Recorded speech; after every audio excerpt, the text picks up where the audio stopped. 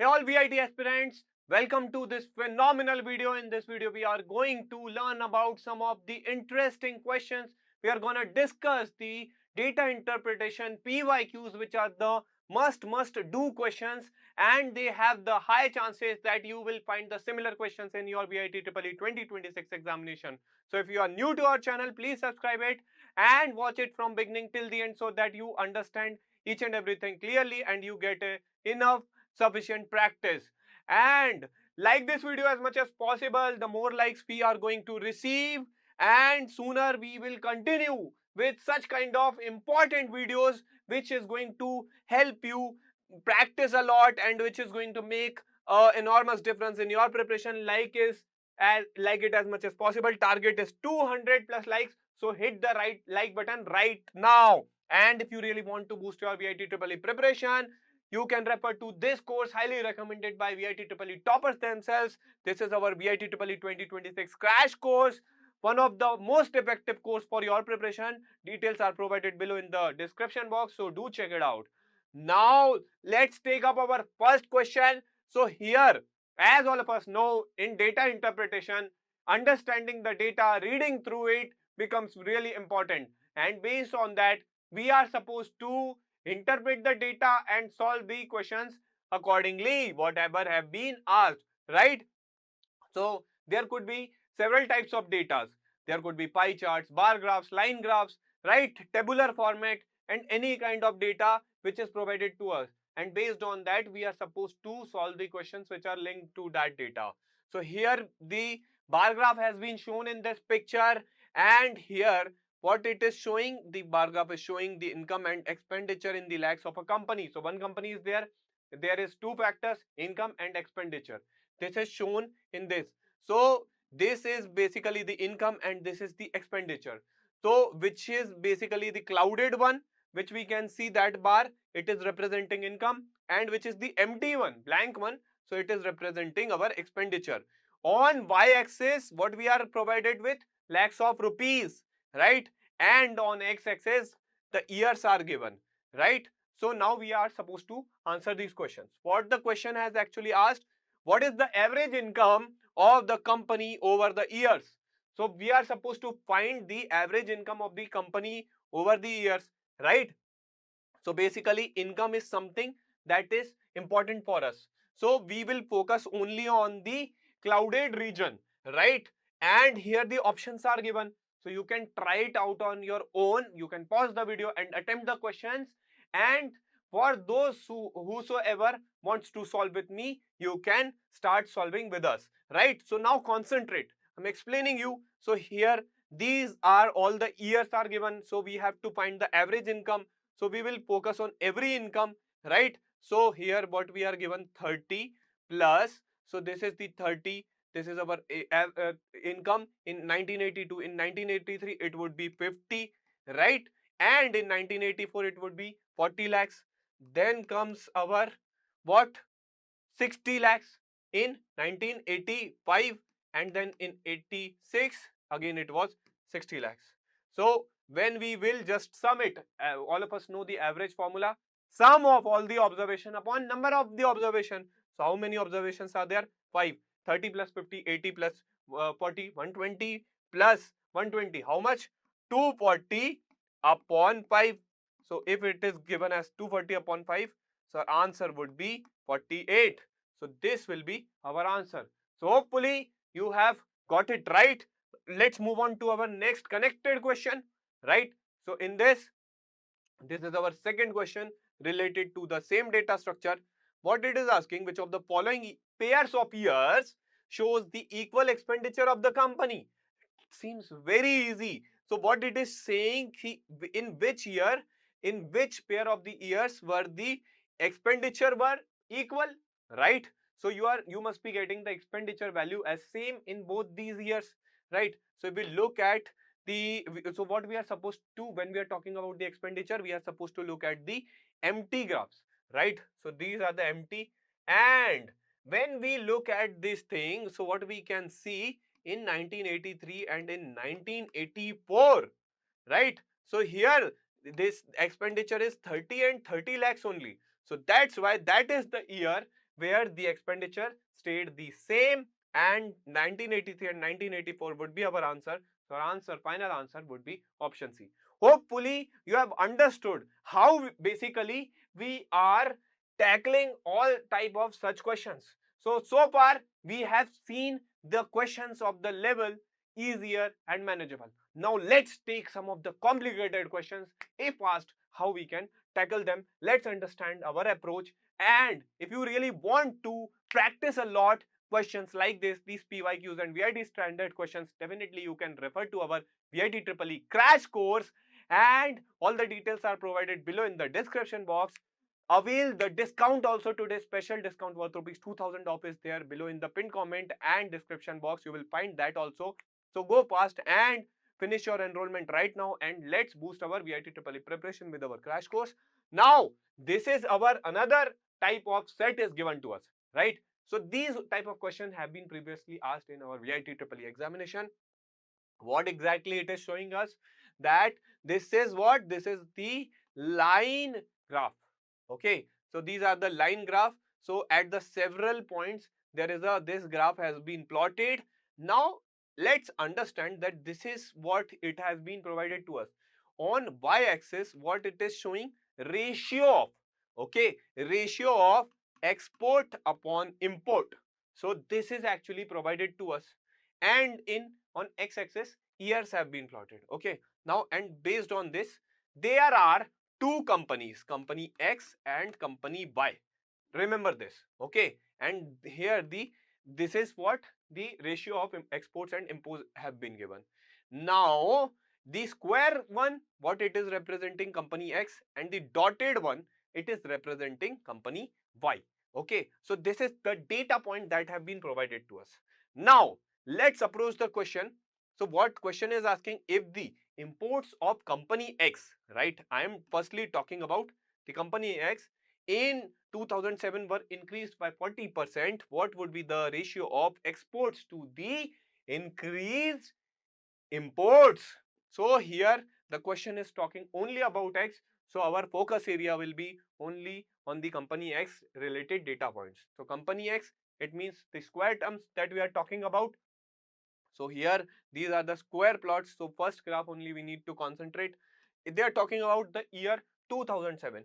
So 1, 2, 3. So this is the year that we need to focus in this particular question, right? So here what exactly it is saying? If the imports of the company. So if the imports, can we write it like this? If the imports of the company were increased by 40%. Right? So import is there, and here 40% it is saying ki import have been increased, right? So there is what? 40% into I plus I. So finally what we are getting, when we simplify it, it implies that we are actually getting 140%, right? So this is what we actually have been 140%, something like this. Okay, and basically just we can write it like this. We can also write it like this, correct? So this is how we are representing that this has been increased by 40%. Okay, so basically this is what we have understood, that 1.4 I we can we write it like this. This is the quickest way of solving the percentage increase problems. Okay, now what it is asking, what would be the ratio of exports to the increased imports. Okay, to the increased imports. So basically this is the increased value. Okay, so we have to find out this value, right? And what we are given in 2007, this is the value we are given with. So here in 2007 we will look very carefully. Export upon import have been given to us as 1.75, right? So if export upon import is given to us as 1.75, so can we write it like this, that if it is if we just multiply the denominator on both the sides by, like we just multiply both the sides by 1 upon 1.4, and if we just simply write it like this, So this expression will become this, right? So now what exactly we were asking? Export, ratio of exports upon the increased imports. So these are the this. So finally what we are getting? What we are getting over here is that E upon 1.4 I equals to 1.75 upon 1.4, right? So this is what we have gotten, and when we further simplify it, what we will get? Here we will get 1.25 after solving. And see, this is what is our option, and this would be our final answer. You can try it out on your own. You will understand that what exactly the logic is working behind, right? So this is the important concept, percentage increase, and we have discussed it properly and carefully in our crash course. So definitely you can refer to that also. It is very helpful. Now let's look at our next question, right? So whenever, remember that whenever in such type of questions two variables comes into picture, the complication increases slightly. So you need to possess a good understanding of solving the equations with the variables, ratios and proportions. So that is going to help you immensely in tackling such questions. Okay, and see what exactly it is asking in 2005. Okay, so this is year which is actually is being asked, the exports of the company X. Okay, so what it is saying, let's say ki in company X, export of E, we will represent it by small e. Okay, and we will write represent the export of the company X, and see export and import of the company X, let's represent it by E1 and I1, and for the company Y, E2 and I2. Okay, right? Now you can try it out on your own, and also whosoever wants to practice with us. So let's follow this approach. So what exactly it is saying? So we have just wrote down the assumptions over here. The exports of the company X, right? The exports of the company X were double that of the company Y. So can we write it like this? E1 equals to 2E2, and if the exports of the if the imports of the company X, right, if the that is the I1 we are talking about, during the year was 180 crore. Okay, so what was the amount of imports of company Y during that year, right? So we have to basically find out I2, right? So what we are given, E1 equals to 2E2, that is the one thing, E1 equals to 2E2, and if the imports, that is the I1 is given as provided us with the 180 crore, so we are supposed to find the amount of imports which is I2 during that year in company Y. Now in 2005, what was the ratio of import to export to import? So basically here what we are actually given with, that E1 upon I1 equals to what? E1 upon I1 is given as this company X ka, this will be 1.75, and E2 upon I2 is given to us as what? E1 E2 upon I2 is given as 0.75. Is it right? Can we write it like this?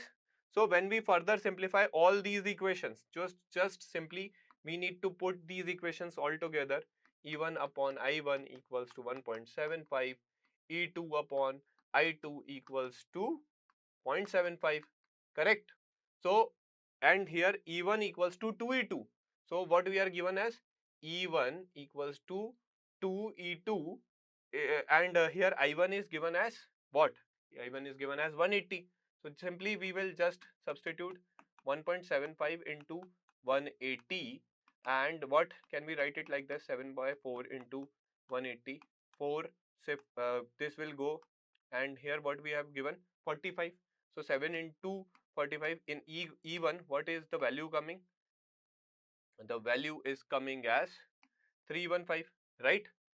Can we write it like this? So E1 value is coming as the 315, and what is the value of E2? It is 315 upon 2, right? When we just put this value in this equation, and now as we have gotten the E2 value as the 315, can we simply put it in this equation? So here E2 upon E2, instead of E2 we will just put 315 upon 2, and in denominator it was given as I2 equals 2.75, right? So can we write it like this as 3 by 4? So 2, so 2 it will go, and here this will go like this. So finally I2 value we are giving when 2 will be multiplied by 105. So finally I2 value what we have provided here is where this is 210, and D would be our final answer.